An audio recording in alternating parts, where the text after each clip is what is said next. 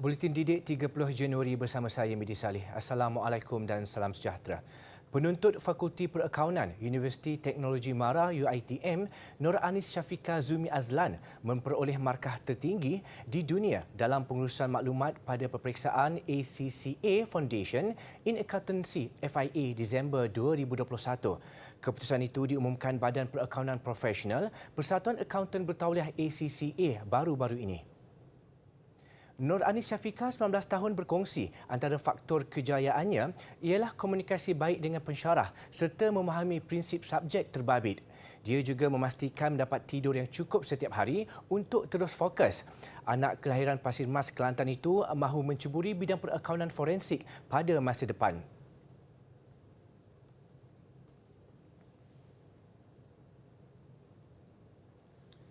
Guru perlu berani ambil peluang yang ada, manfaat segala kemudahan di depan mata demi kesejahteraan anak bangsa. Itu pegangan seorang guru cemerlang, Nur Hailmi Abdul Muttalib, dalam mencipta pemimpin negara di masa depan.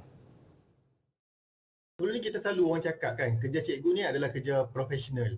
Kerja profesional macam doktor, macam engineer, apa semua kan, jurutera. Jadi saya rasa macam bila saya jadi cikgu, saya kata kat mana profesionalnya saya sebagai seorang cikgu. Maknanya bila saya mengajar, orang boleh hormat kita punya pandangan dalam kelas kita, orang boleh hormat kepakaran kita. So saya nak jadi cikgu yang macam tu. Saya nak jadi cikgu yang orang hormat kita punya kemahiran sebagai seorang cikgu, orang hormat kita punya kebolehan dan pengetahuan kita. So daripada situlah sebenarnya yang saya rasa macam saya cuba gunakan peluang yang ada kat luar sana untuk saya tambah baik diri saya, amalan profesionalisme saya sebagai seorang cikgu, dan daripada kita menunggu orang lain sebagai contoh, kenapa tidak kita yang menjadi contoh kepada orang lain. Menceritakan pengalamannya sebagai guru, Nur Hailmi atau lebih dikenali sebagai Cikgu Hailmi yang berasal dari Simpang 4 Perlis berkata, dia sentiasa mahukan suasana pengajaran yang ceria dan mampu menarik minat pelajar seiring pembelajaran abad ke-21. Katanya pada 2013, dia menggunakan strategi flip classroom iaitu pengajaran menerusi video sehari sebelum kelas. Kena dynamic. Dynamic tu maksudnya kita kena sentiasa dapat bergerak. Maksudnya bila ada perubahan, kita boleh berubah dengan perubahan tu. Itu yang saya tengok. Dan kebanyakan guru yang dia tertinggal tu adalah guru yang dia tak dapat ikut perubahan. So dia masih nak kekalkan cara tradisional dia, dan dia akan jadi guru yang tertinggal dan tidak relevan lah pada saya. Okay? Jadi satu yang perlu ada pada ciri guru ni adalah kena dinamik. Sentiasa kita tengok trend pelajar kita lah. Dalam temu bual rancangan Sembang Orang Muda Sekolahku Duniaku yang disiarkan di laman sosial Dewan Bahasa dan Pustaka DBP semalam, Cikgu Nur Hailmi sempat berkongsi bagaimana beliau mula tergerak hati untuk bergelar pendidik. Lulusan Ijazah Sarjana Muda Sains Kimia memberitahu, mula jatuh cinta pandang pertama dengan dunia perguruan sebaik mencuba sebagai guru ganti di sebuah sekolah di Arau Perlis pada awalnya. Sebenarnya itu saya punya cinta cinta pandang pertama saya dengan kerjaya guru ni. Sebab bila saya pergi ke sekolah tu, saya jumpa budak-budak yang bagus, saya jumpa cikgu yang bagus. Jadi saya rasa macam, seronok sebenarnya jadi cikgu ni. Saya suka dia punya environment, persekitaran dia tu, yang saya rasa macam mungkin saya seorang yang sesuai untuk jadi cikgu. Masa tu saya berfikir. Jadi saya dapat, masa tu kebetulan ada permohonan untuk melanjutkan pelajaran ke kursus perguruan lepasan ijazah buat selama setahun, dan saya mohon dan seterusnya saya dihantar sebagai seorang cikgu di Sarawak. Anak kepada pesawah itu berkata, sebagai guru sains, dia aktif membuat perkongsian amalan terbaik bilik darjahnya menerusi blognya www.cikguhelmi.com. Selain melakukan lebih 200 siri ceramah dan bengkel di seluruh negara bagi meningkatkan kualiti pengajaran guru. Kementerian Kesihatan KKM menyeru seluruh rakyat Malaysia untuk berganding bahu mencegah diskriminasi terhadap pesakit kusta dan ahli keluarga mereka. Menteri Kesihatan Khairy Jamaluddin berkata, kusta bukan penyakit keturunan atau satu sumpahan, tetapi ia adalah sejenis penyakit berjangkit yang boleh sembuh melalui pemberian rawatan terapi pelbagai ubat atau multi-drug terapi. Khairi berkata demikian menerusi kenyataan medianya sempena Hari Kusta Sedunia 2022 yang disambut setiap 30 Januari. Katanya setiap pesakit perlu bebas daripada cemuhan dan pengusiran, malah mereka perlukan kata-kata semangat, dorongan dan bantuan. Ia bagi memberi mereka kehormatan diri, kebebasan pergaulan dan peluang untuk menikmati kehidupan sejahtera. Khairi berkata KKM akan berusaha mengenal pasti tahap keseriusan dan faktor diskriminasi melalui kajian sistematik. Anggota kesihatan pula perlu menyalurkan maklumat tepat kepada orang awam mengenai penyakit kusta selain memberikan pesakit rawatan yang sempurna. Jelasnya penyakit kuno itu tidak mudah berjangkit, namun jika dijangkiti dan lewat dikesan serta diberi rawatan, mampu menyebabkan kecacatan kekal kepada pesakit. Usaha pemadaman api di tapak pelupusan sampah di Pulau Burung Nibong Tebal yang terbakar sejak 12 Januari lalu masih diteruskan. Kualiti udara di kawasan Ladang Bairam berhampiran lokasi kebakaran pada paras sederhana iaitu dengan bacaan Indeks Pencemaran Udara IPU 92 berbanding bacaan IPU tidak sihat lebih 100 yang direkod semalam. Tinjauan pagi tadi mendapati kawalan dan sekatan di lokasi berkenaan masih beroperasi. Kerja-kerja pemadaman api yang masuk hari ke-19 masih giat dilaksanakan. Stesen IPU Ladang Bairam di kawasan tapak pelupusan sampah itu dibuka khusus untuk mencerap kualiti udara. Ekoran kejadian kebakaran itu semalam mencatatkan bacaan tidak sihat sehingga mencecah 128 terutama pada sebelah petang. Setakat semalam, peratusan kebakaran berbaki kurang 31% daripada lebih 11 hektar kawasan tapak pelupusan sampah itu. Kerja-kerja pemadaman melibatkan pancutan air dan tembakan tanah membabitkan kerjasama pelbagai agensi. Berdasarkan pemantauan, kebakaran masih berlaku di lapisan bawah, namun api dapat dikawal.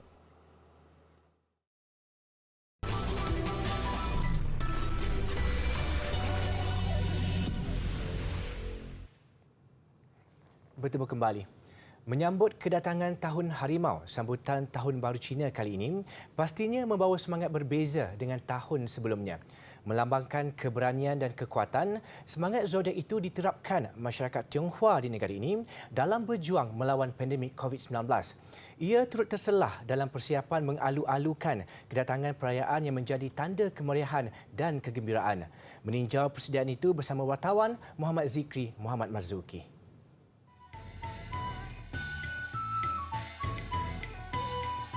Selain melambangkan keperkasaan, masyarakat Cina turut menyifatkan harimau sebagai simbolik positif dalam diri serta keluarga. Jadi memang setahun ini ianya satu tahun yang lebih baik kalau banding dengan tahun yang lalu, tahun lepas, tahun 2020. Dan dari segi feng shui, kami juga menjangkakan, meramalkan bahawa tahun ini ialah satu tahun yang akan membawa lebih banyak peluang-peluang yang lebih baik, peluang baru, membuka lembaran baru kepada semua orang dari segi berbagai bidang, misalnya dari segi perniagaan, pembelajaran dan juga dari segi hidup kita juga. Semua akan memasuki satu tahap lembaran yang lebih baru. Justeru, zodiak itu nyata membawa semangat tersendiri dalam persiapan sambutan Tahun Baharu Cina kali ini. Ia dapat dilihat dalam tinjauan kami di beberapa lokasi yang menjadi tumpuan pengunjung mendapatkan barangan keperluan bagi menyambut perayaan itu. Antaranya, kawasan Petaling Street yang lengang ketika pandemik melanda negara kini kembali rancak. Turut meriah, pusat membeli belah yang menyediakan pelbagai barangan perhiasan Tahun Baharu Cina untuk dipilih pengunjung. Lebih menarik, dekorasi unik yang bertemakan harimau turut ditampilkan bagi memeriahkan suasana sambutan perayaan itu. Tahun ini adalah tahun harimau lah untuk orang Cina. So hari ini memang semua ekonomi sudah baik lah. So I think tahun ini adalah tahun yang sangat-sangat baik. So be positive. Beli barang lah, beli yang everything yang connect to the Chinese New Year. Yeah, for the good fortune lah. Kemeriahan sambutan Tahun Baru Cina jelas dirasai dengan warna-warni perhiasan. Tak cukup dengan itu, kemeriahan yang ditunjukkan oleh orang ramai dalam mendapatkan barangan keperluan sambutan meningkatkan lagi semangat Tahun Baru ini. Saya Muhammad Zikri Marzuki melaporkan.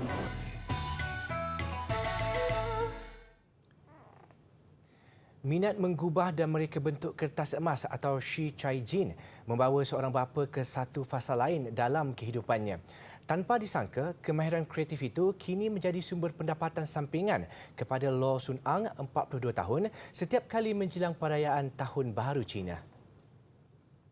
Umumnya, kertas emas yang dilipat menjadi bentuk bunga teratai, nenas dan pelbagai lagi mengikut kreativiti dan kepercayaan itu digunakan masyarakat Tionghoa sewaktu upacara keagamaan pada perayaan Tahun Baharu Cina.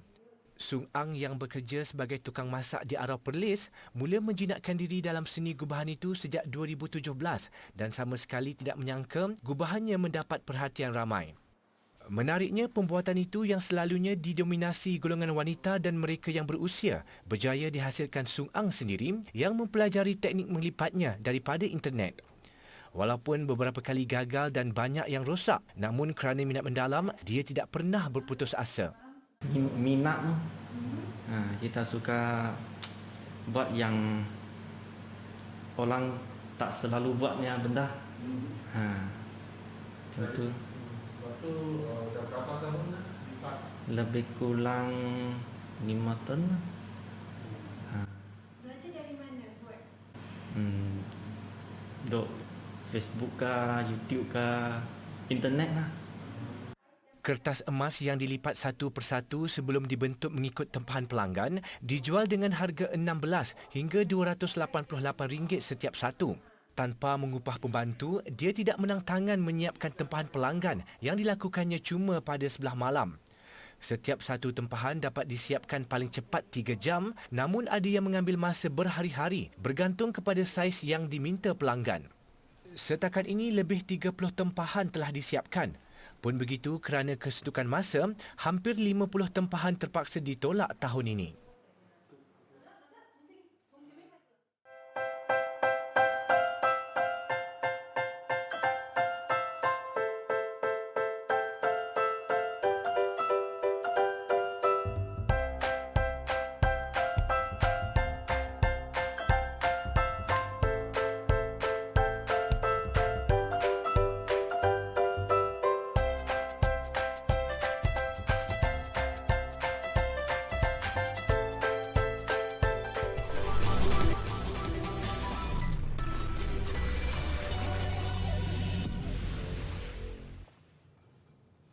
Usia mereka masih setahun jagung, namun keberanian 4 sekawan ini setanding orang dewasa. Tidak kekok menunggang motosikal lasak biarpun di trek berliku. Minat dan bakat kanak-kanak ini diasah daripada usia muda. Untuk aktiviti hujung minggu ini, kita ke Kuala Nerang, Kedah meninjau aktiviti sukan lasak itu yang semakin mendapat tempat dalam kalangan masyarakat. 4 si cilik ini berasal dari kawasan sekitar Kampung Baru, Lebay Saman. Handal mengendalikan motocross, rata-rata mereka bermula dengan enjin berkapasiti 49cc dan sekadar mencuba. Sebab abang main, saya pun main. Lepas tu dah pandai buat apa tadi? Dah pandai terbang? Laju ya? Terbang. Laju. Ada main sisi berapa? 49.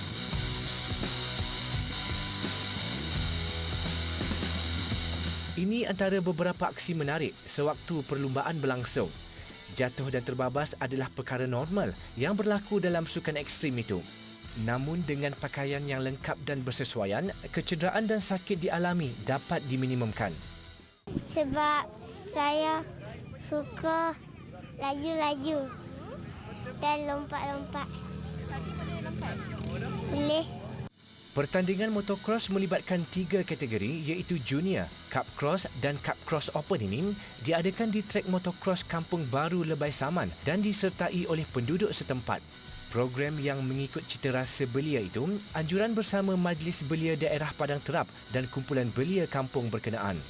Di samping nak mencongkil bakat-bakat baru di kalangan anak muda, nak mengelakkan juga belia-belia sekitar yang mungkin terlibat dengan gejala yang tidak sihat.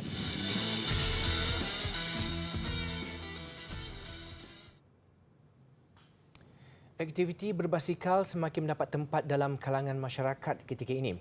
Selain dapat menyihatkan tubuh badan, ia juga memberi peluang kepada peminat sukan berkenaan meneroka lokasi menarik di dalam negara. Ikuti laporan Hamdi Fahmi Muhammad Zaki. Bagi menyokong gaya hidup sihat itu, Keretapi Tanah Melayu Berhad KTMB memperkenalkan perkhidmatan baharu yang dikenali Express Coach Basikal atau XKB.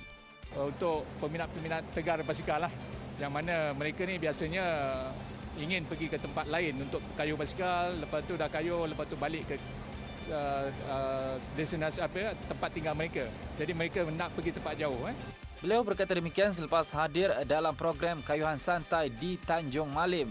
Tambahnya, XKB diperkenalkan sebagai tanda sokongan KTMB kepada kempen Agenda Nasional Malaysia Sihat yang meningkatkan taraf kesihatan rakyat Malaysia.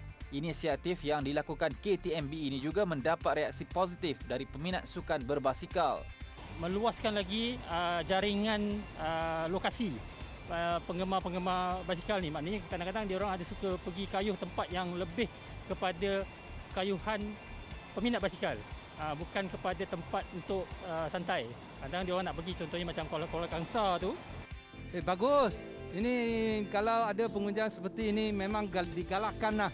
Untuk pasal kita boleh tahu datang kawasan yang sebegini ada penganjur dari KTM, kita boleh rasa tempatan yang apa yang sedia ada dekat sini.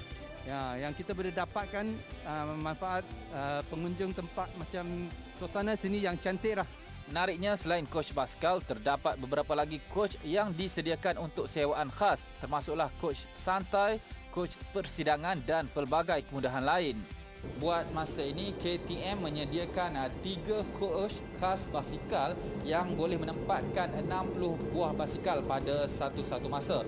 Pelbagai jenis basikal boleh dimuatkan dalam coach ini termasuk motorbike, road bike dan pelbagai jenis basikal lagi. Turut disediakan adalah coach istimewa iaitu Chilek coach dan event coach yang boleh memberi keselesaan kepada penyewa khas yang menggunakan perkhidmatan KTM. Laporan Hamdi Fahmi Muhammad Zaki.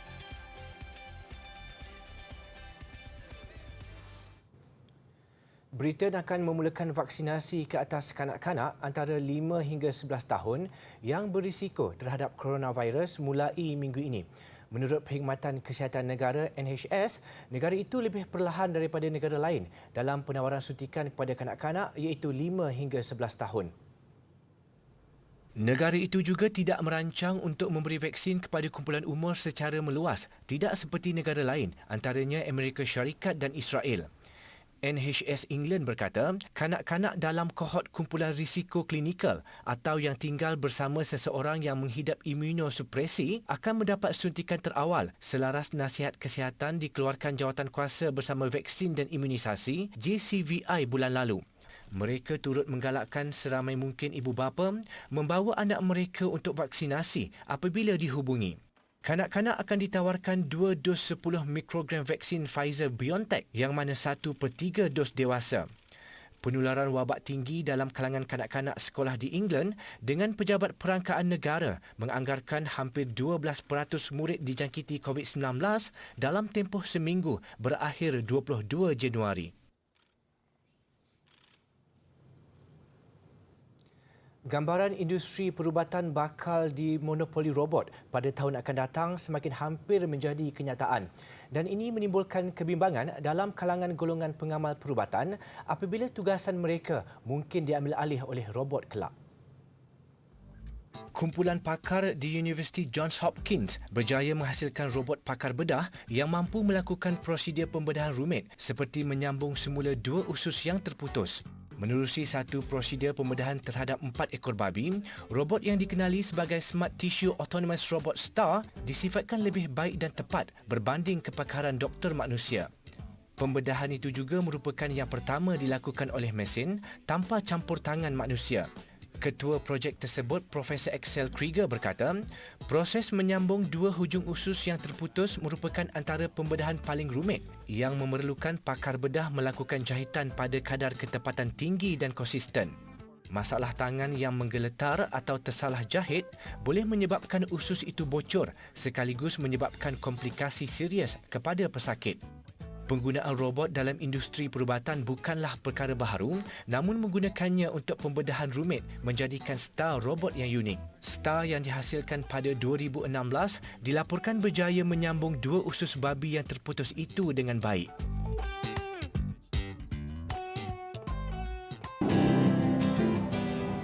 Ini adalah gambaran mikroskopik bagi batuan yang mengandungi minyak.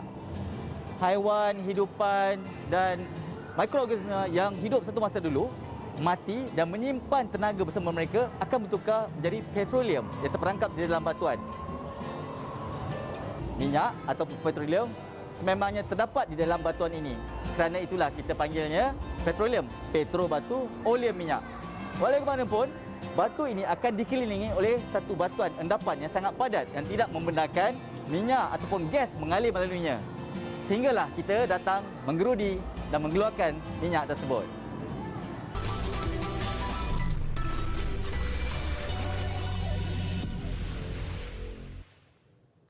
Kita mulakan laporan sukan dengan aksi bola sepak pramusim. Juara bertahan Liga Super Johor Darul Takzim JDT terus membuktikan kemantapan persiapan apabila kekal dengan rekod tanpa kalah selepas 3 aksi yang diharungi di Dubai. Menentang klub Latvia, Riga FC, JDT bangkit daripada ketinggalan untuk mengikat keputusan 1-1. Beraksi di pusat bola sepak Jebel Ali, Dubai, JDT memberi peluang kepada beberapa pemain antaranya Ahmad Hazwan Bakri, Syamir Kuti Abba dan Syahmin Safari untuk membarisi kesebelasan utama menentang Riga FC.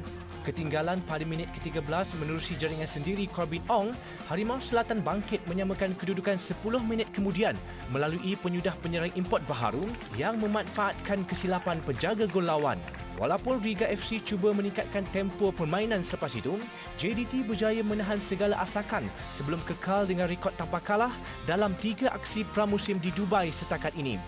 Selepas ini, JDT akan meneruskan aksi menentang 2 klub Rusia, Rodina Moskow dan Spartak Moskow 2 dan 5 Februari depan. JDT merupakan wakil tunggal negara yang akan beraksi dalam saingan Liga Juara-Juara Asia ACL musim ini. Dengan juara Liga Jepun, Kawasaki Frontale, kelab gergasi China, Guangzhou FC dan pemenang aksi play-off antara klub Korea Selatan, Ulsan Hyundai atau wakil Thailand, Port FC akan menjadi lawan JDT dalam kumpulan I. Dalam pada itu, Penang FC mengharungi aksi pramusim keempat menentang pasukan Liga M3, Tun Razak City FC di Stadium Bandaraya. Mencuba beberapa kombinasi baharu, banyak petanda positif dapat dilihat dalam skuad bimbingan Thomas Trucha. Mendahului 1-0 di depan, menerusi jaringan pemain import baharu dari Jepun, Tam Xiang Sung, Penang FC tambah selesa apabila Enric Dos Santos meledak 2 lagi jaringan pada babak berikutnya sebelum Rafael Victor menjadikan kedudukan semasa 4-0. Meskipun Tun Razak City FC berjaya meraih gol sagu hati melalui sepakan penalti Fahmi Fauzi, bekas penyerang Harimau Muda Jafri Firdaus Chiu tidak melepaskan peluang untuk mencetak nama selaku penjaring kelima buat Penang FC. Daripada 4 perlawanan persahabatan yang ditempuhi setakat ini, Penang FC meraih 2 kemenangan dan 2 seri.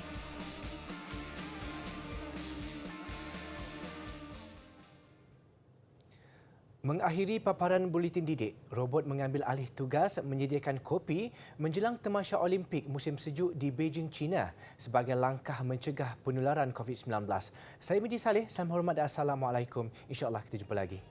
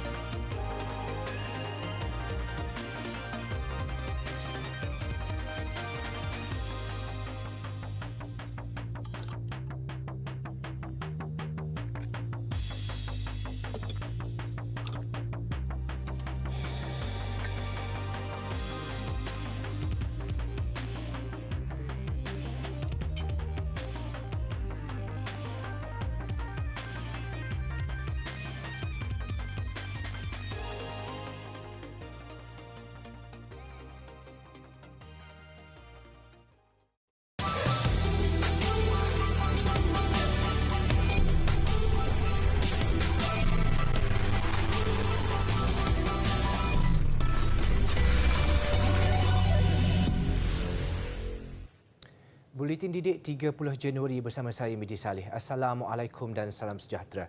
Penuntut Fakulti Perakaunan Universiti Teknologi MARA UiTM, Nur Anis Syafika Zumi Azlan memperoleh markah tertinggi di dunia dalam pengurusan maklumat pada peperiksaan ACCA Foundation in Accountancy FIA Disember 2021. Keputusan itu diumumkan Badan Perakaunan Profesional Persatuan Akauntan Bertauliah ACCA baru-baru ini. Nur Anis Syafika, 19 tahun, berkongsi antara faktor kejayaannya ialah komunikasi baik dengan pensyarah serta memahami prinsip subjek terbabit. Dia juga memastikan mendapat tidur yang cukup setiap hari untuk terus fokus. Anak kelahiran Pasir Mas, Kelantan itu mahu menceburi bidang perakaunan forensik pada masa hadapan.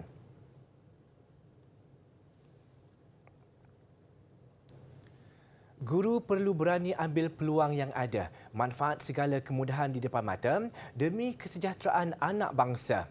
Itu pegangan seorang guru cemerlang, Nurhailmi Abdul Muttalib, dalam mencipta pemimpin negara di masa depan. Dulu ni kita selalu orang cakap kan, kerja cikgu ni adalah kerja profesional. Kerja profesional macam doktor, macam engineer, apa semua kan, jurutera.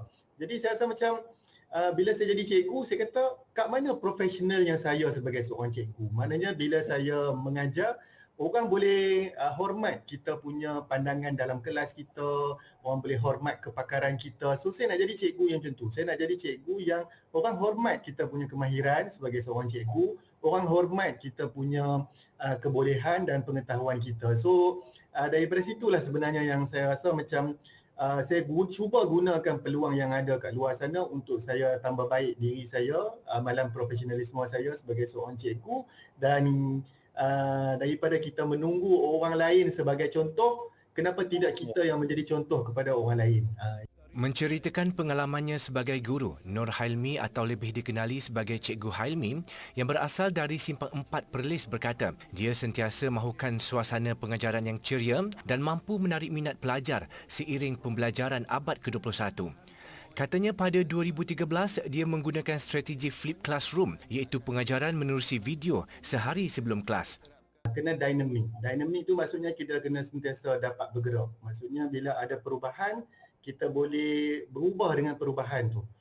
Itu yang saya tengok. Dan kebanyakan guru yang dia tertinggal tu adalah guru yang dia tak dapat ikut perubahan. So dia masih nak kekalkan cara tradisional dia, dan dia akan jadi guru yang tertinggal dan tidak relevan lah pada saya. Okay?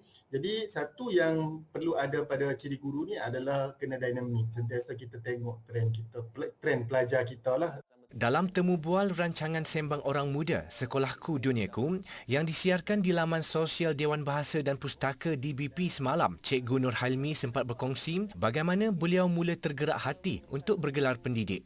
Lulusan Ijazah Sarjana Muda Sains Kimia memberitahu, mula jatuh cinta pandang pertama dengan dunia perguruan sebaik mencuba sebagai guru ganti di sebuah sekolah di Arau Perlis pada awalnya. Sebenarnya itu saya punya cinta cinta pandang pertama saya dengan kerja guru ni. Sebab bila saya pergi ke sekolah tu, saya jumpa budak-budak yang bagus, saya jumpa cikgu yang bagus. Jadi saya rasa macam seronok sebenarnya jadi cikgu ni. Saya suka dia punya environment, persekitaran dia tu, yang saya rasa macam mungkin saya seorang yang sesuai untuk jadi cikgu. Masa tu saya berfikir. Jadi saya dapat masa tu kebetulan ada permohonan untuk melanjutkan pelajaran ke kursus perguruan lepasan ijazah buat selama setahun, dan saya mohon dan seterusnya saya dihantar sebagai seorang cikgu di Sarawak. Anak kepada pesawah itu berkata, sebagai guru sains, dia aktif membuat perkongsian amalan terbaik bilik darjahnya menerusi blognya www.cikguhelmi.com. Selain melakukan lebih 200 siri ceramah dan bengkel di seluruh negara bagi meningkatkan kualiti pengajaran guru. Kementerian Kesihatan KKM menyeru seluruh rakyat Malaysia untuk berganding bahu mencegah diskriminasi terhadap pesakit kusta dan ahli keluarga mereka. Menteri Kesihatan Khairy Jamaluddin berkata, kusta bukan penyakit keturunan atau satu sumpahan, tetapi ia adalah sejenis penyakit berjangkit yang boleh sembuh melalui pemberian rawatan terapi pelbagai ubat atau multi-drug terapi. Khairi berkata demikian menerusi kenyataan medianya sempena Hari Kusta Sedunia 2022 yang disambut setiap 30 Januari. Katanya setiap pesakit perlu bebas daripada cemuhan dan pengusiran, malah mereka perlukan kata-kata semangat, dorongan dan bantuan. Ia bagi memberi mereka kehormatan diri, kebebasan pergaulan dan peluang untuk menikmati kehidupan sejahtera. Khairi berkata KKM akan berusaha mengenal pasti tahap keseriusan dan faktor diskriminasi melalui kajian sistematik. Anggota kesihatan pula perlu menyalurkan maklumat tepat kepada orang awam mengenai penyakit kusta selain memberikan pesakit rawatan yang sempurna. Jelasnya penyakit kuno itu tidak mudah berjangkit, namun jika dijangkiti dan lewat dikesan serta diberi rawatan, mampu menyebabkan kecacatan kekal kepada pesakit. Usaha pemadaman api di tapak pelupusan sampah di Pulau Burung, Nibong Tebal yang terbakar sejak 12 Januari lalu masih diteruskan. Kualiti udara di kawasan Ladang Bayram berhampiran lokasi kebakaran pada paras sederhana iaitu dengan bacaan Indeks Pencemaran Udara IPU 92 berbanding bacaan IPU tidak sihat lebih 100 yang direkod semalam.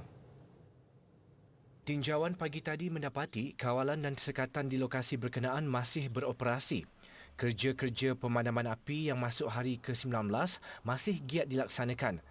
Stesen IPU Ladang Bayram di kawasan tapak pelupusan sampah itu dibuka khusus untuk mencerap kualiti udara. Ekoran kejadian kebakaran itu semalam mencatatkan bacaan tidak sihat sehingga mencecah 128 terutama pada sebelah petang.